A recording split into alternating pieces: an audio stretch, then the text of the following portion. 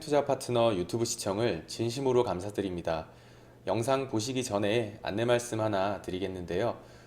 주식 종목이나 앞으로 주식을 어떻게 해 나아가야 할지 고민이 많으신 분들은요. 언제든지 저희 대표번호 1588-5380 번호 있잖아요. 네, 이쪽으로 연락을 주시면은 저희가 성심성의껏 상담 드리도록 하겠습니다. 아니시면은 저희 평생투자 파트너 홈페이지 접속을 하셔가지고요. 그 오른쪽 상단에 여기 무료 체험 신청 버튼 눌러주시고 요 아래쪽에 성함과 연락처 남겨주시면은 저희가 또 상담 순차적으로 드리도록 하겠습니다. 감사합니다. 안녕하십니까. 평생투자 파트너입니다. 11월 6일 화요일입니다. 오늘 말씀드릴 내용은 최근에 그 수급에 대한 이야기들이 좀 많이 나옵니다. 근데 이것에 대한 약간의 오해라든지 어떤 조금 잘못 표현된 부분들에 대해서 좀 이야기를 해보려고 하고요.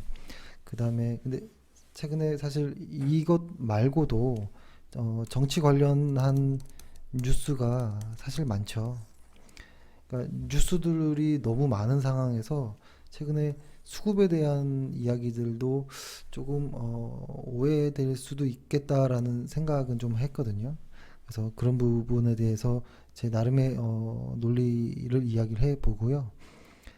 그럼으로써 일단은 지수가 어느 정도의 단기 목표가를 가질지에 대한 것도 한번 고민을 해보겠습니다. 일단은 그 방송 이전에 그런 생각을 좀 했습니다. 그 내가 이렇게 방송을 하는데 스스로 이렇게 생각합니다. 내가 방송을 이렇게 하는 첫 번째 목적은 나의 목적이 있겠죠. 나의 목적은 일단 회원들에게 하루하루를 어떻게 보는지에 대한 이야기를 좀 공유하는 차원이 가장 크고, 그 다음에 저희 회원 중에서는 눈이 좀 불편하신 분들이 있거든요. 그 회원들이 사실은 목적이죠. 그분에게 그러니까 소리로 들을 수 있도록 가장 좀 편하게 만드는 것이 좀 중요한 목적이기도 합니다. 그리고 그런 목적으로 방송을 한다면 혹시 나의 방송을 듣는 상대방은 나에게 어떠한 것을 원할까라는 고민도 했습니다. 그러니까 무엇을 원할까? 그것이 어떻게 보면 저에게 임무가 될 수도 있겠다라는 생각을 하거든요. 가장 첫 번째는 그건 것 같아요. 사실 저희가 이 방송에서 종목에 대한 깊은 내용을 하기보다는 시황에 대한 이야기를 좀 많이 하자라는 이야기입니다. 사실 시황을 매일매일 이야기하는 것 자체가 조금 무리라는 것도 압니다. 시황이라는 것이 매일매일 달라질 것도 없고 매일매일 새로운 게 없을 수도 있고요. 그다음에 매일매일 어떠한 논리대로 시장이 흘러가는 것도 아니기 때문에 그런데요. 그럼에도 시장이 얼마나 중요한지를 좀 공유하고 싶은 의미가 있거든요. 그리고 회원들이 원하는 건 뭘까? 혹은 회원이 아닌 누군가도 있겠죠. 방송을 듣는 분 중에. 유튜브라는 게 누구나 들을 수 있는 거니까요. 그랬을 때 제가 전화 통화나 이런 것으로 이제 좀 이야기를 들어보면 솔직하게 이야기해 주는 것을 솔직한 저의 생각을 이야기하는 것을 원하는 것 같더라고요. 솔직하게. 그러니까 시장이 매일 좋을 것입니다. 내일도 좋을 거니까 힘내시고 때로는 예를 들어서 뭐 오늘은 누구 때문에 시장이 빠졌으니까 다 여러분들의 책임이 아닙니다. 이거는 누구 때문입니다. 뭐 누가 매도해서 그렇습니다. 뭐 이런 것이 아니라 있는 그대로 시장을 이야기해 주는 것, 그것으로 혹시라도 투자 판단에 좀 도움이 될 수 있다면 이런 것이죠. 그러니까 시황을 이야기할 때는 어떠한 어떤 상업적인 내용이 의미가 혹은 뉘앙스가 들어가면 안 된다라는 생각을 합니다. 시황까지도 장사의 연속선에서 놓고 보는 것은 조금 너무 잔인한 것 같다라는 생각을 합니다.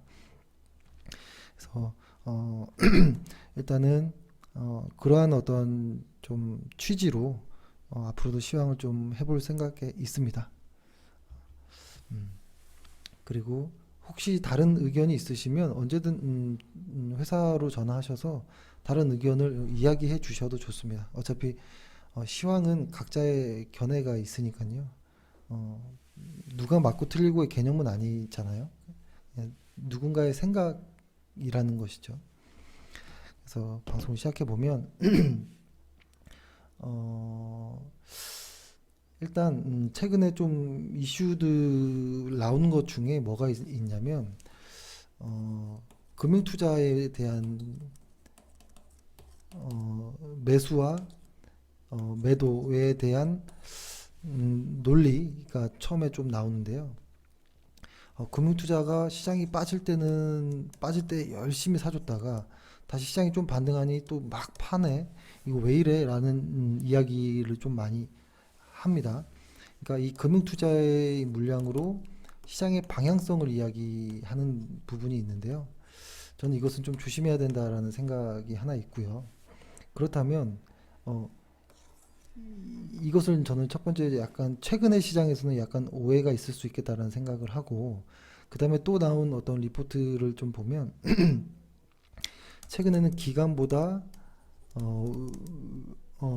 외인보다 기간이 오히려 수익률이 순매수할 때 지수의 상관계수가 높더라 라는 이야기로서 이제는 외인 보지 말고 기간을 좀 주로 보자 라는 이야기. 특히 코스닥에서의 상관계수가 외인이 많이 이제 역으로 가는 모습에 역시 코스닥은 기간이 매수하면 오른다라는 이야기. 이거 상당히 좀 위험한 이야기라는 생각이 드는데 이게 최근에 리포트들에 이런 게 좀 나온 게 있습니다. 그리고 이것들을 직접 죄송합니다. 이런 내용들을 이런 내용을 또 공유하고 저에게도 또 여쭤보시는 분이 있는데요. 그래서 저의 의견을 좀 말씀드리려고 합니다. 사실 좀 죄송합니다. 사실 좀 내용은 길진 않을 것 같아요. 일단 최근에 이런 부분이었던 것 같아요. 수급을 좀 보면 일별로 수급을 좀 보면 뭐라고 할까요?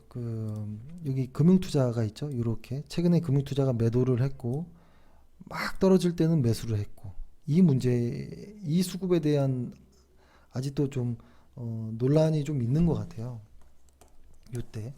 요 당시 때가 시장이 한참 빠질 때였고 최근에 반등을 했을 때 다시 금융투자가 매도한다라는 것. 근데 이것은 제가 앞전에 한번 이야기를 드렸던 것 같아요. 최근 이러한 이것이 이제 기사에도 좀 나오긴 했는데요. 어떻게 나왔냐면 이렇게 좀 나오긴 했는데 기사 전문을 뭐 이렇게 보는 것보다 이런 표로서 좀 나왔는데 이렇게 보면 뭔가 금융투자자들이 시장과 너무 엇박으로 가는 것이 아니냐라는 이런 좀 오해가 있을 수 있습니다. 근데 근데 이것이 반드시 시황에 영향이 없을 거라고 판단하기는 어려워요. 반드시 단기적이든 어떤 출렁임이든 영향은 있을 거라는 생각은 하는데요. 일단 금융투자의 최근에 이 물량의 정체는 뭐라고 할까요? 어떤 방향성을 보는 물량으로 해석하기에는 좀 그렇습니다. 즉 뭐냐면 이거는 이제 뭐라고 할까요? 선물과 현물의 어떤 가격 차를 가지고 차익 거래하는 내용이었습니다. 차익 거래. 그러니까 뭐냐면 비차익 거래가 아니고 차익 거래요. 이게 뭐냐면 이들의 물량은 시장의 방향성을 보고 매수했던 이 물량이 시장이 막 빠질 때였거든요. 이거를 차트로 먼저 보면 이렇게 보면 이런 거였습니다. 요 당시 때에 금융투자가 매수를 했고 최근에 좀 오르니까 다시 매도를 했다라는 이 이야기가 이 금융투자가 시장의 방향성 때문에 방향성을 잘못 맞춰서 혹은 이렇게 쭉 샀던 게 최근에 잠깐 오르니까 이익 실현하는 것인가? 이렇게 생각하기보다는 이때 이들은 그 선물과 현물의 가격 차에서 발생하는 그 수익들 있죠. 그것이 이제 그 가격 그 수익을 얻는 그 프로그램 매매의 어떠한 환경이 좀 만들어졌었거든요. 이 당시 때가. 왜냐하면 프로그램 매매로 인해서 이렇게 빠질 것이 많이 빠지는 부분이 있었습니다. 왕창 다 프로그램 매매로 인해서. 그리고 상승도 이렇게 상승할 게 조금 더 반등할 것이다. 앞으로는 이런 이야기도 나오긴 하는데 일단은 그건 나중 이야기고 최근에 이런 부분이 있었어요. 이 정도 수급에 이 정도로 일반적으로 많이 빠졌던 것이 프로그램 매매로 조금 더 많이 가격차가 벌어지는 이런 모습이 나왔고 그것의 현물과 선물의 그 차이를 단순히 그 차익 거래하는 물량이었습니다. 그 물량들이 꽤 컸어요. 요 당시 때가. 그렇기 때문에 이들의 물량은 시장의 방향으로 보기에는 좀 어려운 물량이었다라는 겁니다. 그냥 어떤 이익 어떤 차익 거래 그냥 말 그대로 차익 거래 중에 하나였던 것이고 그렇기 때문에 이들의 물량이 아마 내일 모레 있을 옵션 만기일에 청산되면서 시장에 큰 영향을 줄 것인가에 대한 것 역시도 일부 제한적이지 않을까라는 개인적인 생각은 있습니다. 그렇기 때문에 금융투자 쪽에서의 그러니까 한쪽에서는 어차피 금융투자가 기간으로 잡히니까요. 기간의 매수 매도가 얘네 완전히 허당이다라고 이야기하는 거 이거는 좀 잘못된 생각이 들고 근데 또 한쪽에서는 또 이런 얘기도 합니다. 기간이 최근에 코스닥에서 수익이 매우 좋았다. 외국인보다. 그렇기 때문에 이제는 코스닥, 특히 개인 투자자들이 많이 보는 코스닥에서 기관 투자자들의 어떤 수급에 집중해야 된다. 이런 이야기가 또 많이 나오는데요. 이거 역시도 저는 이런 말은 좀 위험한 이야기인 것 같아요. 이것도 한번 그림으로 좀 보면 이런 이야기들이 좀 나왔습니다. 조금 더 크게 볼까요? 잘 보이네요. 이거는 하나의 그 리포트 오늘 나온 리포트인데요. 이게 코스피이고 여기가 코스닥이에요. 이게 보면 과거에는 보통 외국인들과 어떤 지수와의 상관계수가 상당히 높았습니다. 당연히 1까지는 못 가겠죠. 그래도 한 8, 9 정도까지를 유지하는 이 높은 수준이었는데요. 이 말은 뭐냐면 코스피 지수가 그러니까 외국인이 매수하면 지수가 상승하는 이 관계가 1에 가까울수록 거의 일치하는 거고요. 마이너스 1에 갈수록 안 맞는다는 소리예요. 0이 가운데 있고. 근데 보통 0.89 정도가 나왔다면 상당히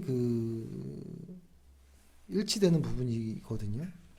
근데 최근에 이 급락 장세에서 꽤 많이 한 0.6까지도 상관계수가 좀 내려왔다라는 것은 그동안에 0.89 정도에 유지되어 있던 상관계수가 많이 빠졌다.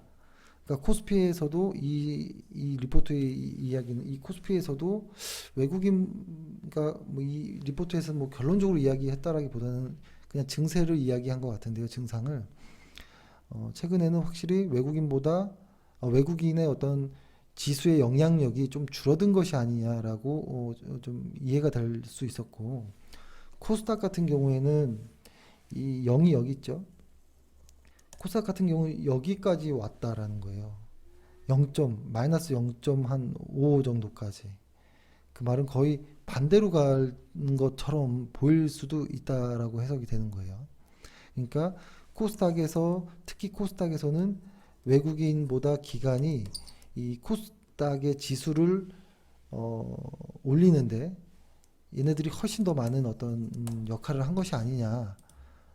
그러므로 얘네들을 좀 이제는 과거에 외국인의 순매수는 수익률 상승이라는 이 구조가 이제 깨지는 것이 아니냐라는 이야기 또한 하는데요.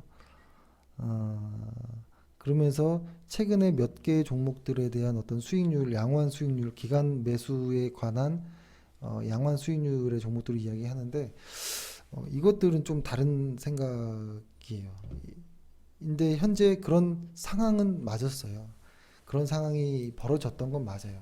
근데 여기서 나눠서 봐야 될 건 뭐냐면 어, 외국인 같은 경우 외국인이 있고 기관이 있다면 기관 투자자들은 하는 쪽 그러니까 일단 그걸 잊으면 안 됩니다. 시장은 대세 하락을 하고 있는 이 와중에 기관 투자자들은 이런 부분에서의 공격 혹은 일부 개별 종목들의 순매수에서 우위를 점쳤다라는 것이거든요.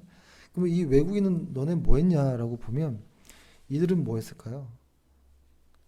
이들은 일부는 현물과 선물로서 현상 유지를 좀 하는 부분도 있었지만 시장이 대세 하락이라는 것을 알고 공매도를 주로 했습니다. 공매도. 그러니까 이걸 좀 나눠봐야 된다는 거죠. 그러니까 순매수로만 수익률을 보는 건 아니에요. 전체 어떤 뭐 외국인이든 기관이든 전체 토탈 몇 퍼센트의 수익률을 얻었냐라고 했을 때 이들의 내역이 있겠죠. 차익 거래로 수익이 난 것도 있을 것이고 비차익 거래도 있을 것이고 뭐 여러 가지가 있겠죠. 그리고 뭐 선물에서 수익이 난 거, 현물에서 수익이 난 거, 공매도에서 수익이 난 거, 뭐 여러 가지가 있을 건데요. 이 중에서 하나 단순 현물의 순매수 이 부분에서 기간이 수익을 좀 더 냈다고 전체 계좌를 탁 오픈해서 보면 그렇지 않을 거라는 생각을 하거든요. 어, 이들은 이쪽을 많이 베팅을 했습니다. 선물과 이쪽에서 다 포함이 되겠죠.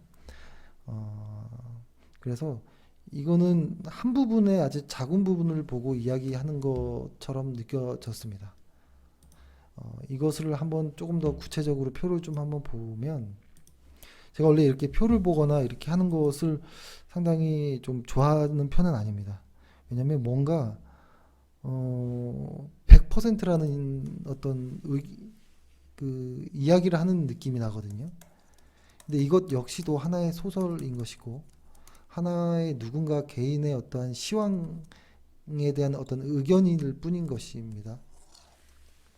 그래서 이렇게 표를 보여주면서 논리적으로 시장을 이야기하는 것 자체가 어쩔 때는 너무 터무니없이 우스울 때가 있고요.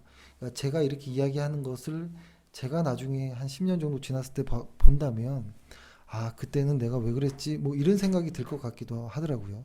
왜냐하면 그 당시 때 현상을 이야기하는 것이 상당히 어렵습니다. 알기도 어렵고 지레짐작하는 거가 대부분이거든요. 어, 최근에 이게 보면 이런 것입니다. 10월의 결론은 뭐냐면 10월의 폭락 장세에서는 외국인들은 공매도에서 돈을 벌었다는 거예요. 결론은. 그러니까 외국인이 순매수에서 당연히 순매수가 안 나왔겠죠. 외국인한테 순매수가 나오지 않았겠죠. 대세가 하락하고 있는데 순매수로 수익을 내지 않았겠죠. 당연히 대세가 하락하고 있을 때 얘네들은 매도 포지션에서 수익을 냈겠죠. 그러니까 이게 뒤집어 보면 좀 어감이 좀 다르죠. 근데 하나의 부분을 보고 이제 외국인의 그 어떤 영향력이 좀 줄어든 것이냐라고 이야기하기는 어렵고요. 이게 얼마나 많이 최근에 공매도 양의 어떤 매도 물량이 많았느냐면 오늘 날짜의 데일리한 기사를 좀 보면 10월 기준에서 한 60% 가까이 급증했다고 합니다. 급락장 현재 상황에서. 그러니까 사실 엄청난 양이 증가한 것이죠. 그러니까 최근에 이런 것이죠. 현재 뭐라고 할까요? 여태까지 이제 그 2009년 1월에 공매도를 작성한 이래로 최대 규모라고 합니다. 지금 10월 달에 월간 누적 공매도 거래 대금으로 보면 한 13조 3천억 정도 된다고 합니다. 그러니까 공매도 투자자들이 하락하면서 결론은 이들의 평균 단가라든지 이런 것들을 좀 계산해 보면 공매도로 얻은 외국인들의 수익은 14% 정도가 넘습니다. 그러니까 이들은 순매수 쪽이 아니라 매도 쪽에서 수익을 챙겨갔다라고 보면 되는 게 저는 오히려 좀 더 정확한 이야기가 아닌가라는 생각을 했습니다. 그렇죠. 최근에 대차 잔고가 이렇게 다시 늘어나는 이런 부분도 그렇죠. 이런 부분들이 좀 무서운 부분이죠. 그러니까 이걸 한번 정리를 해볼게요. 정리를 해보면 이런 것입니다. 예를 들어서 최근에 시장이 하락을 너무 세게 하다 보니 무언가의 뉴스는 계속 나와야 되는데 사실 정확한 명확한 어떤 원인을 모르다 보니 여러 가지의 이야기들이 나올 수 있다라고 봐요. 그렇죠? 그 중에서 가장 오해가 됐던 부분은 누군가를 일단 결론 왜 이런 뉴스가 나오냐면 누군가를 탓을 하기 위한 것이 첫 번째라고 봐요. 주식시장에서. 왜냐면 맨 처음에는 금융 투자를 탓하고 싶었던 부분도 있지 않았을까. 그래서 금융 투자가 차익 거래를 하는 이 구간에서 이것을 차익 거래가 아닌 그냥 시장 방향성을 보고 베팅한 것으로 오해한 부분이 하나 있다라는 생각을 하고, 그리고 아니다, 이제는 기관 투자자들이 외국인들보다 더 잘한다라고 이야기를 하고 싶었던 부분도 있을 것 같아요. 결론은 기관들이 수익률이 좀 나왔다, 순매수 쪽에서 조금 더 수익이 높았다라고 이야기를 하고 싶은 것 같은데, 사실 외국인은 가만히 있지 않았고요. 순매수를 하지 않고 오히려 더 강하게 공매도를 했습니다. 그래서 이쪽에서 꽤 많은 수익을 하락장에서 얻은 것으로 보이고요. 근데 이것은 결국은 누구의 탓을 하기 위한 어떤 과정 중에 하나라고 봐요. 일단 이 하락의 원인을 누군가라고 이야기를 해야 되거든요. 왜냐하면 기사든지 어떤 프로그램이든지 무언가를 만들 때 이렇게 기승전결이 있잖아요. 기승전결. 그래서 현재 이런 상황인데 뭐 때문에 그랬고 앞으로는 어떻게 개선되었으면 좋겠다, 이런 이야기로 끝을 날 텐데, 최근에는 이런 겁니다. 시장이 많이 하락했는데 누구 때문에 많이 빠졌더라. 특히 공매도 이야기가 많이 나오고요. 공매도 때문에 많이 빠졌고 혹은 기관들이 정신 못 차려서 많이 빠졌다. 근데 최근에 또 그런데 이중과세 하지 말고 뭐 증권거래세를 좀 낮춰주든지 양도세를 좀 조정해주든지 무언가로 좀 해보자라고 이 작은 어떤 하루의 하루의 그 시장에서 기승전결로 가려고 하다 보니 시황이 산으로 가는 것이 아닌가라는 생각을 합니다. 그렇다고 시장을 무조건 좋게만 볼 수는 있는 건 아니죠. 근데 사실 여기서 선택한 이들 공매도나 기관들, 예를 들어서 최근에 말이 많은 공매도 물량이 많은 쪽 애들이 시장에서는 얘네들이잖아요. 얘네가 그렇죠? 삼성전기 금액으로 따져보면 최근에 공매도가 가장 많은 애들은 삼성전기예요. 두산인프라 이렇게 최근에 그렇게 보면, 근데 잘 보면 삼성전기를 만약에 보유하고 있다라고 했을 때 이 주식이 하락을 했어요. 원인은 뭐 여러 가지 이유가 있을 겁니다. 다만 공매도가 최근에 너무 많았다 라는 이유로 공매도 탓을 할 수 있느냐라는 겁니다. 우리가 하고 있는 그 주식 투자라는 것은 위험에 투자하는 것이고요. 이 위험이라는 것은 뭐라고 할까요? 보상 보상과 어떠한 그 리스크가 같이 붙어 있는 거거든요. 그것을 위험이라고 하죠. 리스크가 붙어 있지 않은 것은 위험이 아닌 것이고, 그것은 위험 자산으로 분류하는 주식 투자도 아닌 것이죠. 그래서 우리가 하는 것은 주식 투자, 곧 위험에 투자하는 것이고, 그 위험 안에는 보상이라는 수익도 있지만 때로는 리스크라는 무서움도 있는 것이잖아요. 근데 우리가 여기만 보고 여기에다가 돌을 던질 수는 없는 겁니다. 그 공매도가 지금의 공매도가 사실은 조금 불합리한 부분이 있는 걸 알고 있습니다. 알고 있지만 그것 역시도 주식이라는 위험 자산에 투자하는 사람의 몫이 될 수 있어요. 현재 상황에서는 현재 상황에서 우리가 할 수 있는 것은 우리가 할 수 있는 것은 만약에 공매도가 무섭다면 공매도가 없는 주식에 들어가야겠죠. 근데 그것은 알기가 어렵죠. 갑자기 증가할 수도 있으니까. 그러면은 리스크가 싫다면 보상을 바라지 말아야 됩니다. 왜냐하면 은행에 놔둬봤자 1, 2% 정도 수익이 싫어서 주식 투자로 왔는데 이 리스크가 싫다면 다시 은행으로 가야죠. 은행에서는 리스크가 없잖아요. 그렇죠? 그래서 만약에 주식이라는 것이 리스크가 싫고 은행도 싫으면 채권 투자라는 것도 고려해 볼 필요가 있습니다. 우리가 언제나 그러니까 주식하는 사람이 이런 이야기 하는 게 좀 그렇지만 금융상품은 주식만 있는 것이 아닙니다. 그리고 주식에 몰빵 투자하는 것도 아니고요. 그래서 이 모든 과정들 내가 어떠한 주식을 매수해서 이 주식이 여기까지 갈 수도 있고 그냥 올 수도 있고 시장이 하락함으로써 같이 빠질 수도 있는데요. 이 모든 것들이 주식의 어떤 과정인 거라고 봅니다. 이 안에 플러스 할 때 누구 탓하지 않거든요. 이때는 내가 잘했다라고 생각할 거예요. 근데 시장이 하락하면 누군가의 탓을 하는 것, 그것은 조금 애매하다라고 생각을 합니다. 그러니까 주식이라는 건 원래 이렇다. 원래 어디서 나올지 모르는 그 리스크가 있기 때문에 높은 보상을 받을 수 있는 오히려 그런 부분도 있다라는 것이죠. 그래서 사실 누구의 탓을 하고 시황을 보면서 매일매일의 시황을 보면서 누구의 탓을 하기 위해서 원인을 찾는 것은 무의미할 것이고요.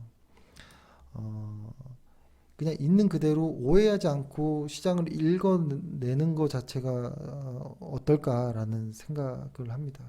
그래서 일단 우리의 어떤 단기적인 어떤 목표는 이렇습니다. 일단 시장에서는 시장이 지금은 월간 차트로 보면 알겠지만 대세 하락 중인 그죠? 이런 상황이에요. 이런 상황이고 많은 경제 지표들이 안 좋은 쪽으로 흘러가는 것도 맞습니다. 그리고 우리 지수에 최근에 밀접하게 영향을 주는 이 환율이라는 것 역시도 상당히 안 좋은 쪽으로 흘러가고 있죠. 상승 추세가 계속 유지되고 있는데요. 그럼에도 불구하고 일단은 기술적으로나마 최근에 우리 시장에서 단기 어떤 반등의 신호가 금요일 날 나왔습니다. 금요일 날 나왔는데요. 그럼에도 일단 단기 목표가는 일단은 설정은 했습니다. 보통 저희도 매수 매도를 할 때는 어느 정도 선까지를 가겠다라고 일단 소설은 써봅니다. 소설은 써고 반드시 그 소설을 따라가기보다는 그 전에 상황이 달라지면 뭐 이렇게 그 전략이 달라질 수 있는 것이죠. 그러니까 저희가 사실은 언제인가요? 요 언저리를 깨고 내려가는 순간, 특히 갭으로 빠지는 순간, 저희가 1980에서 2000 사이까지는 지수가 한번 그 에너지로 강하게 빠질 수 있겠다. 왜냐면 그때는 프로그램 매매가 역으로 발동해 버리는 시기가 될 상황이었기 때문에 그렇거든요. 근데 지금 최근에 단기 반등이 나왔을 때 이 에너지가 어느 정도까지 갈 수 있을지에 대한 어떤 기술적인 관점으로만 보면 2170포인트까지를 일단은 단기 목표 정도 지수가 갈 수 있는 목표라고 보거든요. 이게 이 정도의 수준입니다. 근데 여기까지 오면 그 위에 매물의 공백이 주어져 있고요. 이때는 엄청난 매물이 존재하는 자리이기도 합니다. 그래서 일단 단기 목표가는 2170으로 잡고 지금 시장에서 다행히 코스피가 오늘 장 막판에 외국인들이 쑥 들어오면서 시장을 좀 들어주긴 했거든요. 다행히도. 하지만 오늘 이벤트가 있고 또 목요일 날도 또 이벤트가 있고 뭐 이벤트들이 많습니다. 그래서 이렇게 갑자기 급작스럽게 여기까지 갈 수 있을까? 라는 고민도 있지만 일단은 저희는 단기 목표가를 2170 정도로 잡긴 했는데요. 요 언저리 정도 됐을 때 어떤 포트폴리오의 물량에 대한 고민을 정말 많이를 다시 한번 진지하게 좀 더 해볼 생각이고요. 시장이 일단은 주는 추세를, 시장이 주는 그 에너지를 조금 더 믿고 어떤 조정이 있어도 조금은 분산이 여러 번의 분산과 과도 거래가 나오지 않는 이상 조금 더 들고 가려고 일단 생각은 하고 있습니다. 그러니까 아마 저의 방송을 들으면 사실 도움이 안 될 수 있어요. 어떤 종목의 이야기를 잘 안 하거든요. 그렇죠? 다만 시장 이야기는 조금 더 해야겠다라는 생각을 하고요. 종목 이야기는 뭐 사실 회원분들에게 카페에서 하기 해야 되는 거겠죠. 상도상 그렇죠. 그런 부분은 좀 양해해 주시기 바라겠습니다. 예, 일단 오늘은 이 정도로 마무리를 짓고요. 사실 이번 주가 조금 무서울 수도 있을 거라는 생각도 들긴 합니다. 다만 일단 하루하루의 어떤 등락에 너무 에너지를 소비할 필요는 없다라는 생각을 하고요. 지금 어제 말씀드렸던 것처럼 내가 만약에 현금이 100%라면 이라고 가정을 하고 시황을 보시는 게 좋을 것 같아요. 그래야지 좀 더 객관적으로 볼 수 있습니다. 내가 만약에 현금이 100%라면 지금 내 전 재산을 넣을 수 있을까? 그러면 또 그렇진 않을 거라고 봅니다. 앞으로 변동성 있는 이벤트들이 많기 때문에. 그러면 지금 증시는 그렇게 보는 게 맞아요. 너무 많은 주식의 비중을 싫지 않는 것이 지금 시장에는 좀 맞지 않을까라는 생각을 하고요. 남아있는 현금은 변동성이 지나간 이후에 확인하고 들어가도 어떨까라는 생각도 했습니다. 네. 일단 오늘은 방송을 이렇게 해서 마무리 짓겠습니다. 오늘 하루 고생 많으셨습니다. 감사합니다. 평생투자 파트너 유튜브 시청을 진심으로 감사드립니다. 주식 관련한 상담을 원하시는 구독자 분들께서는 현재 화면 상단에 표시되는 무료 종목 상담 신청하기를 터치하셔서 성함과 연락처를 남겨주시면 상담 도와드리도록 하겠습니다. 감사합니다.